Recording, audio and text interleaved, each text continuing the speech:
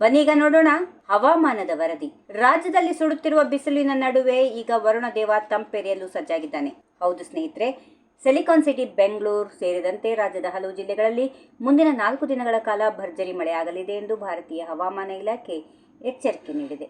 ಇನ್ನು ಬಂಗಾಳಕೊಲ್ಲಿಯಲ್ಲಿ ಉಂಟಾಗಿರುವ ಬದಲಾವಣೆ ರಾಜ್ಯದ ಹವಾಮಾನದ ಮೇಲೆ ಎಂತಹ ಪರಿಣಾಮ ಬೀರಲಿದೆ, ಯಾವ ಜಿಲ್ಲೆಗಳಲ್ಲಿ ಮಳೆಯ ಆರ್ಭಟ ಜೋರಾಗಿರಲಿದೆ, ಸಂಪೂರ್ಣ ಮಾಹಿತಿ ಈ ವಿಡಿಯೋ ಮೂಲಕ ತಿಳಿಸುತ್ತೇವೆ. ಕೊನೆವರೆಗೂ ನೋಡಿ. ವೀಕ್ಷಕರೇ, ಈ ದಿಢೀರ್ ಹವಾಮಾನ ಬದಲಾವಣೆಗೆ ಮುಖ್ಯ ಕಾರಣ ಆಂಧ್ರ ಪ್ರದೇಶದ ಕರಾವಳಿಯ ಪಶ್ಚಿಮ ಮಧ್ಯ ಬಂಗಾಳಕೊಲ್ಲಿಯಲ್ಲಿ ಉಂಟಾಗಿರುವ ಮೇಲ್ಮಟ್ಟದ ವಾಯು ಸುಳಿಗಾಳಿ. ಇದು ಸಮುದ್ರ ಮಟ್ಟದಿಂದ ಸುಮಾರು 1.5 ಕಿಲೋಮೀಟರ್ ಎತ್ತರದಲ್ಲಿ ಮುಂದುವರೆದಿದೆ. ಇದರ ಜೊತೆಗೆ ಅರಬ್ಬಿ ಸಮುದ್ರದಿಂದ ಬೀಸುತ್ತಿರುವ ಭಾರೀ ಗಾಳಿ ಮತ್ತು ಬಂಗಾಳಕೊಲ್ಲಿಯಲ್ಲಿನ ವಾಯುಭಾರ ಕುಸಿತದಿಂದಾಗಿ ಕರ್ನಾಟಕದಲ್ಲಿ ಮೋಡ ಕವಿದ ವಾತಾವರಣ ಸೃಷ್ಟಿಯಾಗಿದೆ.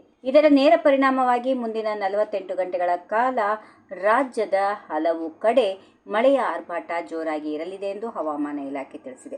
ಈಗ ಯಾವ ಜಿಲ್ಲೆಗಳಲ್ಲಿ ಮಳೆಯಾಗಲಿದೆ ಎನ್ನುವುದನ್ನು ನೋಡೋದಾದ್ರೆ, ಏಪ್ರಿಲ್ 11ರವರೆಗೆ ಕರಾವಳಿ ಜಿಲ್ಲೆಗಳಾದ ದಕ್ಷಿಣ ಕನ್ನಡ, ಉಡುಪಿ ಮತ್ತು ಉತ್ತರ ಕನ್ನಡ ಜಿಲ್ಲೆಗಳಲ್ಲಿ ಗುಡುಗು ಸಹಿತ ಭಾರೀ ಮಳೆಯಾಗುವ ಸಾಧ್ಯತೆಗಳಿವೆ. ಇಲ್ಲಿನ ಜನರಿಗೆ ಈಗಾಗಲೇ ಎಚ್ಚರಿಕೆ ನೀಡಲಾಗಿದೆ.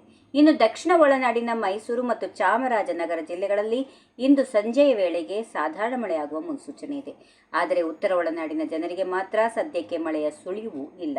ಇಲ್ಲಿ ಮಧ್ಯಾಹ್ನ ಮೋಡ ಕವಿದ ವಾತಾವರಣ ಇದ್ರೂ ಮಳೆ ಬರುವ ಸಾಧ್ಯತೆಗಳು ಕಡಿಮೆ ಎಂದು ಹೇಳಲಾಗಿದೆ. ಉಳಿದ ಜಿಲ್ಲೆಗಳಲ್ಲಿ ಬಿಸಿಲು ಮತ್ತು ಮೋಡದ ಕಣ್ಣು ಮುಚ್ಚಾಲೆ ಆಟ ಮುಂದುವರೆದಿದೆ. ಬೆಂಗಳೂರಿನ ವಿಷಯಕ್ಕೆ ಬಂದಾಗ ಮುಂದಿನ 2 ದಿನ ನಗರದಲ್ಲಿ ಮಳೆಯಾಗುವ ನಿರೀಕ್ಷೆ ಇದೆ. ಆದರೆ ಶೆಕೆ ಮಾತ್ರ ಕಡಿಮೆ ಆಗುವ ಲಕ್ಷಣಗಳು ಇಲ್ಲ. ಭಾಗಶಃ ಮೋಡ ಕವಿದ ವಾತಾವರಣ ಇದ್ರೂ ಉರಿಯುವ ಸೆಕೆ ಜನರನ್ನ ಹೈರಾಣಾಗಿಸಲಿದೆ. ಇಂದಿನ ತಾಪಮಾನದ ಬಗ್ಗೆ ಗಮನ ಹರಿಸುವುದಾದರೆ, ರಾಜಧಾನಿ ಬೆಂಗಳೂರಿನಲ್ಲಿ ಗರಿಷ್ಠ 34 ಡಿಗ್ರಿ ಸೆಲ್ಸಿಯಸ್, ಕನಿಷ್ಠ 21 ಡಿಗ್ರಿ ಸೆಲ್ಸಿಯಸ್ ತಾಪಮಾನ ದಾಖಲಾಗಬಹುದು. ಇನ್ನು ರಾಯಚೂರಿನಲ್ಲಿ ಬಿಸಿಲಿನ ಪ್ರತಾಪ ಹೆಚ್ಚು ಇರಲಿದ್ದು ಗರಿಷ್ಠ 37 ಡಿಗ್ರಿ, ಕನಿಷ್ಠ 25 ಡಿಗ್ರಿ ಸೆಲ್ಸಿಯಸ್ ತಾಪಮಾನ. ಒಟ್ಟಿನಲ್ಲಿ ಬಿಸಿಲಿನಿಂದ ಬೆಂದಿದ್ದ ಜನರಿಗೆ ಮಳೆರಾಯ ಸ್ವಲ್ಪ ಸಮಾಧಾನ ತರಲಿದ್ದಾನೆ. ನೀವು ಯಾವ ಜಿಲ್ಲೆಯವರು? ನಿಮ್ಮ ಕಡೆ ಮಳೆ ಆಗ್ತಾ ಇದೆಯಾ ಅನ್ನೋದನ್ನ ನಮಗೆ ಕಾಮೆಂಟ್ ಮೂಲಕ ತಿಳಿಸಿ. ಅದೇ ರೀತಿ ಲೇಟೆಸ್ಟ್ ಅಪ್ಡೇಟ್ಗಳಿಗಾಗಿ ನಮ್ಮ ಯೋಯೋ ಟಿವಿ ಕನ್ನಡದ ಚಾನೆಲ್ ಅನ್ನ ಸಬ್ಸ್ಕ್ರೈಬ್ ಮಾಡಲು ಮರೆಯಬೇಡಿ. ಬೆಲ್ ಐಕಾನ್ ಒತ್ತೋದನ್ನ ಮರೆಯಬೇಡಿ. ಧನ್ಯವಾದಗಳು. If you like this video, ಬೇಗ ಲೈಕ್ ಮಾಡಿ, ಕಾಮೆಂಟ್ ಮಾಡಿ, ಶೇರ್ ಮಾಡಿ ಹಾಗೂ ಯೋಯೋ ಟಿವಿ ಕನ್ನಡವನ್ನು ಸಬ್ಸ್ಕ್ರೈಬ್ ಮಾಡಿ.